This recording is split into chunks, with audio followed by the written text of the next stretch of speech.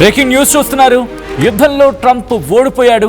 ఇది నేనంటున్న మాట కాదు, ఏకంగా ప్రపంచం మాట్లాడుకుంటున్న మాట.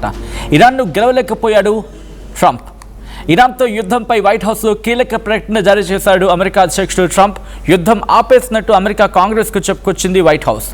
మిడిల్ ఈస్ట్లో యుఎస్ దళాలు ఉన్నప్పటికీ ఇరాన్తో యుద్ధం ముగిసిందని చెప్పి వెల్లడించింది వైట్ హౌస్. అమెరికా చట్టాల ప్రకారం కాంగ్రెస్ ఆమోదం లేకుండా ఆర్మీ ఆపరేషన్ చేపడితే 60 రోజుల్లోపు వాటిని ఆపేయాలి, 60 రోజుల్లోపు వాటిని నిలిపివేయాలి. ఇరాన్తో యుద్ధంలో నిన్నటితో 60 రోజుల గడువు ముగిసింది. ఇప్పుడు యుద్ధాన్ని కొనసాగించేందుకు కాంగ్రెస్ పర్మిషన్ తప్పనిసరి. దీంతో ఈ పర్మిషన్ వివాదానికి స్వస్థ పలికేందుకే ఇప్పుడు వైట్ హౌస్ ప్రకటన జారీ చేసింది. ఇరాన్తో సీజ్ ఫైర్ జరిగింది, యుద్ధం ముగిసింది, 60 రోజుల నిబంధన వర్తించదంటూ ట్రంప్ ప్రభుత్వం చెప్పుకొచ్చింది. మిడిల్ ఈస్ట్లో ఉద్రిక్తతలపై ట్రంప్ భిన్న ప్రకటనలు అందరినీ కంగారు గురి చేస్తున్నాయి. ఇరాన్తో గొడవలు ముగిశాయంటూనే యుద్ధం కొనసాగింపుపై అధికారాలు కాపాడుకునే ప్రయత్నం జరుగుతోంది అనేది ఇక్కడ వినిపించే మాట. దానికి సంబంధించిన బిగ్ బ్రేకింగ్ న్యూస్ చూస్తున్నారు. ఇంట్రెస్టింగ్ డెవలప్మెంట్స్ ఇవన్నీ కూడా బ్యాక్ టు బ్యాక్ డెవలప్మెంట్స్ కింద మాట్లాడుకుంటున్న క్రమం. మరి ముఖ్యంగా ట్రంప్ కాంగ్రెస్కి ఏం చెప్పుకొచ్చారంటే సీజ్ ఫైర్ అర్థం ఏంటంటే ఇక్కడ ఒక మాట మాట్లాడుకోవాలి. కాల్పుల విరమణ గురించి మాట్లాడారా, లేకపోతే మరి ముఖ్యంగా వారెన్స్ అంటూ చెప్పుకొచ్చారా? Is ceasefire or war ends? దీని గురించి మాట్లాడుకున్నాం. అయితే ట్రంప్ ఏమన్నారంటే కాంగ్రెస్కి సీజ్ ఫైర్ ఉంది, దాని అర్థం ఏంటి? మీ అప్రూవల్ ఏం అవసరం లేదు, ఎటువంటి అప్రూవల్ అవసరం లేదు ఇరాన్ యుద్ధానికి అని చెప్పి.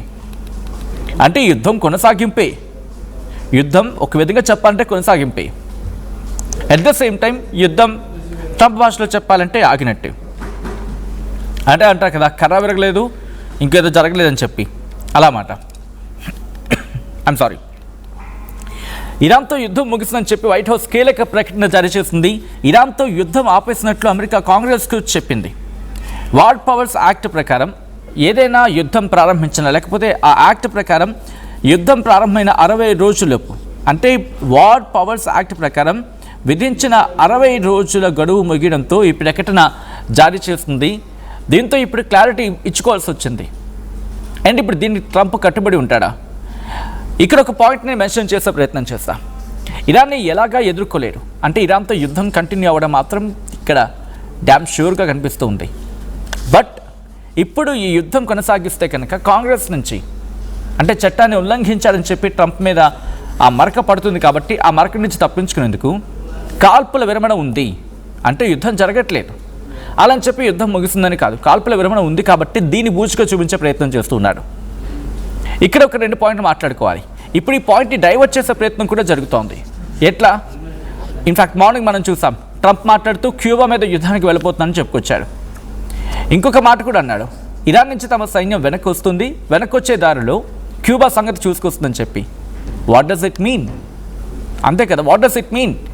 యుద్ధం అయితే ముగిసింది, బట్ ఆ ముగిసింది అనే పదం మాత్రం వాడడు. రిటర్న్ వస్తుంది, వచ్చినప్పుడు క్యూబా పనిచేసేసుకుంటుందని చెప్పుకొచ్చాడు. That shows what's Trump intention is clearly and purely.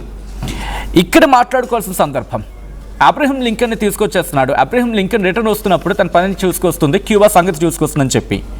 Arabia సముద్రంలో మోహరించింది అబ్రహం లింకన్ కదా ఇరాన్ మీదకి. గత కొన్ని నెలలుగా అక్కడే ఉంది కదా. ఇప్పుడు దాన్ని వెనక్కి తీసుకొచ్చడం అంటే అర్థం ఏంటి? యుద్ధాన్ని ఇన్ఫ్యాక్ట్ యుద్ధాన్ని విరమించుకున్నట్టు, కాల్పుల విరమణ పేరుగా చెప్తున్నప్పటికీ కూడా యుద్ధాన్ని విరమించుకున్నట్టే. అయితే విరమణ అనే పదాన్ని చూపించి, కాల్పుల విరమణ అనే పదాన్ని చూపించి వెనకాల యుద్ధాన్ని ముగించాడు. ఎందుకని? భయపడ్డాడు. బట్ ఆ భయపడ్డాడని చెప్పి ప్రపంచం మళ్ళీ అనుకుంటుంది కదా, దాన్ని కవరప్ చేసుకునేందుకు క్యూబాని ఇప్పుడు యుద్ధానికి వెళ్తా అంటున్నాడు. క్యూబాని హస్తగతం చేసుకున్నాడు అనుకుందాం ఫర్ ఎగ్జాంపుల్, లేకపోతే ఫర్ సపోజ్. అప్పుడు ఏం చెప్తాడు? ఇదిగోండి క్యూబాని సొంతం చేసేసుకున్నాం, ఇరాన్ పని అయిపోయింది కాబట్టి క్యూబాని కూడా మేము లాగేసుకున్నాం అని చెప్పి అప్పుడు దీన్ని కవరప్ చేసుకుంటాడు. అప్పుడు ఇంటర్నేషనల్ మీడియా అంతా క్యూబా వైపు వెళ్ళిపోతుంది కదా. సో నేషనల్ మీడియా కావచ్చు, ఇంటర్నేషనల్ మీడియా కావచ్చు, ఫోకస్ అంతా క్యూబా వైపు టర్న్ అవుట్ అయిపోతుంది.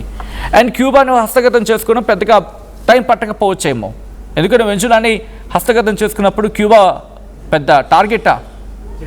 అక్కడే తక్కువ అంచనా వేయడానికి వీలేదు. ఇరాన్ కూడా ఇలా తక్కువ అంచనా వేసే దెబ్బతింది. ఎందుకు క్యూబాని తక్కువ అంచనా వేయడానికి వీలేదు? క్యూబాకి కూడా చైనాకి అలాగే రష్యాకి వీళ్ళ ముగ్గురికి మంచి సంబంధాలు ఉన్నాయి, సత్సంబంధాలు ఉన్నాయి. శాంక్షన్స్తో ముత్తేస్తున్నాడు ఏకంగా. శాంక్షన్స్ క్యూబాను కూడా దండిస్తూ ఉన్నాడు ఈ సో కాల్డ్ అమెరికా అధ్యక్షుడు. అటువంటి క్యూబా కూడా ఇప్పుడు ఒకటికి 2 సార్లు రీటరేట్ చేస్తోంది. ఏమని? మాది స్వతంత్ర దేశం, మా మీద దాడి చేస్తే దీనికి బదులు తీర్చుకుంటామనే అర్థం వచ్చేలా మాట్లాడుతూ ఉంది. ఎవరిని చూసుకుని ధైర్యం క్యూబాకి? అమెరికా అధ్యక్షుడు ఢీ కొట్టడం అంటే ఇన్ఫ్యాక్ట్ వాళ్ళ వర్డ్స్ అని చెప్పే ప్రయత్నం చేస్తున్నాను. వరల్డ్స్ పవర్ఫుల్ ఆర్మీ, లేకపోతే వరల్డ్స్ గ్రేటెస్ట్ ఆర్మీ, ఇది క్యూబానే కోట్ చేసిన మాటలు. అంటే ప్రపంచంలోని world's most powerful army, world's powerful army అంటోంది. దాంతోపాటు ఇంకా అంటే ప్రపంచంలోనే అత్యున్నత ప్రమాణాలు ఉన్న ఆర్మీ అమెరికన్ ఆర్మీ అని చెప్పి క్యూబా చెబుతూ ఉంది. అటువంటి క్యూబా అమెరికాను ఎదుర్కోగలదా? అక్కడ అర్థమవుతుంది కదా, ఎదుర్కోలేదు. బట్ క్యూబా వెనకాల అంటే అంత ధైర్యంగా మేము ఎదుర్కోవడానికి సిద్ధమవుతా అని చెప్పడానికి కారణం ఏంటి?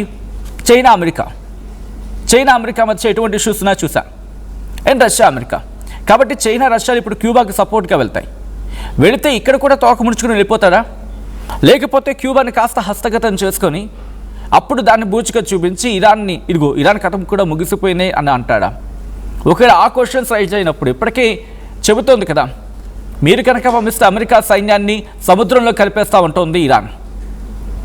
ఇప్పటికీ ధైర్యంగా మాట్లాడుతుంది. ముస్తాఫా ఖమేనీ నుంచి స్టేట్మెంట్స్ అని ఇటు ఇంటర్నేషనల్ మీడియా కూడా కోట్ చేస్తోంది. బట్ అతగారు బయటికి ఇక్కడ కనిపించట్లేదు, బయట ప్రపంచానికి కనిపించలేదు. అఫీషియల్గా అధ్యక్షుడు సుప్రీం లీడర్ అయిన తర్వాత ఎక్కడ స్టేట్మెంట్ లేదు. ఆ విషయం ఆ కథ వేరే మళ్ళీ. బట్ ఇక్కడ ట్రంప్ విషయం చూసుకుంటే కనుక ఈరోజు యూఎస్ కాంగ్రెస్కి సమాధానం చెప్పుకోవాల్సి వచ్చింది. ఎందుకంటే వాళ్ళ పర్మిషన్ లేకుండా 60 రోజులు యుద్ధాన్ని కంటిన్యూ చేయడానికి వీల్లేదు. కాబట్టి అది ముగిసిపోయింది. ఈ రోజుతో ఆ టైం ముగిసిపోయింది, ఆ డెడ్ లైన్ లాక్ అయిపోయింది. కాబట్టి ఏంటి, నొప్పించక తానొప్పక తప్పించుకు తిరుగువాడు నేర్పడి సుమతి అని చెప్పి మనకేదో ఉంటుంది, గుర్తుందా మీకు? అంటే వేరేవాడిని నొప్పించడు అలా అని చెప్పి ఈజీగా తప్పించుకుని తిరుగుతూ ఉంటాడు అన్నమాట. అలాగా ఆ కాంగ్రెస్కి ఏం చెప్పుకోవచ్చు, కాల్పుల విరమణ ఉంది. కాల్పుల విరమణ జరిగింది దాదాపుగా ఏప్రిల్లోనే, అంటే దాదాపుగా April 7th అప్పటి నుంచి కదా కొంచెం సిచ్యువేషన్స్ మారుతూ ఉన్నాయి. Subject the correction here it again. So అప్పటి నుంచి కాల్పుల విరమణ జరుగుతోంది. కాబట్టి యుద్ధం ఆగి చాలా రోజులు అయింది అని చెప్పి కాకమ్మ కబుర్లు చెప్పే ప్రయత్నం చేస్తూ ఉన్నాడు. అందుకే యుద్ధం కొనసాగించాలంటే అమెరికా కాంగ్రెస్ పర్మిషన్ తప్పనిసరి. ఇప్పుడు నేడుతో అయిపోయింది అది. దీంతో ట్రంప్, మరి ముఖ్యంగా వైట్ హౌస్ ఈ మెసేజ్ని పంపించింది కాంగ్రెస్కి. April 7న ఇరాన్తో కాల్పుల విరమణ ఒప్పందం అమల్లోకి వచ్చింది. వెస్ట్ ఏషియాలో ఉద్రిక్తుల మీద ట్రంప్ ప్రకటనలకు సంబంధించి మాట్లాడుకుంటున్న క్రమం ఇప్పుడు ప్రపంచం అంతా కూడా. సో ఇప్పుడు 60 రోజుల అనుమతికి సంబంధించి డెమోక్రాట్లు, అపోజిషన్ ఉన్న డెమోక్రాట్లు ఏం చేయబోతూ ఉన్నారు? ఎందుకంటే ఏప్రిల్లో కాల్పుల విరమణ అమల్లోకి వచ్చినప్పటి నుంచి దాడులు జరగలేదు. ఇరాన్తో ముప్పు ఇంకా పూర్తిగా పోయింది. ప్రమాదం లేదు. ప్రమాదం పొంచి ఉందా అంటే బిగ్గెస్ట్ క్వశ్చన్ మార్క్. ప్రమాదం అయితే ఏం లేదు, మేము చూసుకుంటాం దాన్ని. ఇరాన్ లీడర్షిప్ ఎప్పుడో పూర్తిగా నాశనం అయిపోయింది. వాళ్ళ దగ్గర ఆయుధాలు లేవు, వాళ్ళ నేవీ పూర్తిగా నాశనం అయిపోయింది, వాళ్ళ డిఫెన్స్ సిస్టమ్ పూర్తిగా పోయింది, వాళ్ళ డిఫెన్స్ మ్యానుఫ్యాక్చరింగ్ యూనిట్స్ దెబ్బ కొట్టాం, వాళ్ళు పూర్తిగా ధ్వంసం అయిపోయారు. వాళ్ళెవరూ అసలు లేరు, ఎవరితో మాట్లాడాలో కూడా మాకు తెలియదు. ఆ కమ్యూనికేషన్ అంత దారుణంగా ఉంది. వాళ్ళ లీడర్షిప్ కమ్యూనికేట్ చేసే లీడర్షిప్పే లేదు అని చెప్పి ఇలా రకరకాలుగా మాట్లాడుకొచ్చిన ట్రంప్ ఈరోజు యుద్ధం అయిపోయింది అంటున్నాడు. మరి ఎవరితో మాట్లాడాడు, ఏ విధంగా మాట్లాడాడు, ఎందుకు మాట్లాడాడు, ఏ కోసం మాట్లాడాడు, ఏ అంశాలు ప్రస్తావించాడు, ఇది ఎక్కడ మాట్లాడలేదు. యుద్ధం ఆగిపోయింది అంతే. నేను చెప్పాను అమెరికా అధ్యక్షుని కదా, నేను చెప్పాను అంతే. ఇది ట్రంప్ స్టేట్మెంట్. కానీ ఒప్పుకున్నాడా ఓడిపోయానని చెప్పి? బహుశా ఆ మనిషి మాట తీరుబట్టి అర్థమవుతుంది. ఒప్పుకున్నాడు అనేది ఆయన మాటల్లో, అంటే డైరెక్ట్గా ఒప్పుకున్నాడని చెప్పకపోయినప్పటికీ మనసు ఎక్కడో యాక్సెప్ట్ చేస్తోంది ఓడిపోయానని చెప్పి. సో మీరేమనుకుంటున్నారు? ట్రంప్ ఓడిపోతాడని చెప్పి మీరు ముందే ఊహించారా? Yes are no? ఇప్పటికే చాలామంది పోల్ చేయడం జరిగింది. అరౌండ్ 90% ఎస్ అంటున్నారు. అండ్ మీరేమనుకుంటున్నారు? ఈ యుద్ధం ఎక్కడితో ఆగిందనుకుంటున్నారా, కంటిన్యూ అయ్యే అవకాశాలు ఉన్నాయా? మీ అభిప్రాయం ఏంటి? కామెంట్ చేసే ప్రయత్నం చేయండి. బట్ బిఫోర్ దట్, ఈ కథనం మిమ్మల్ని కాస్త కలవరపరచవచ్చు. అయితే మిమ్మల్ని కలవరపాటు గురి చేయడం ఆర్టీవీ ఉద్దేశం కాదు. కానీ ఇటువంటి కథనాలు చూసినప్పుడు కాస్త కలవరపాటు గురి అవకాశం ఉంటుంది. కాబట్టి దీనికి సంబంధించిన జాగ్రత్తలు తీసుకోవాలని ఆర్టీవీ సూచించడం జరుగుతుంది. This is disturbing content. Video description is highly advised.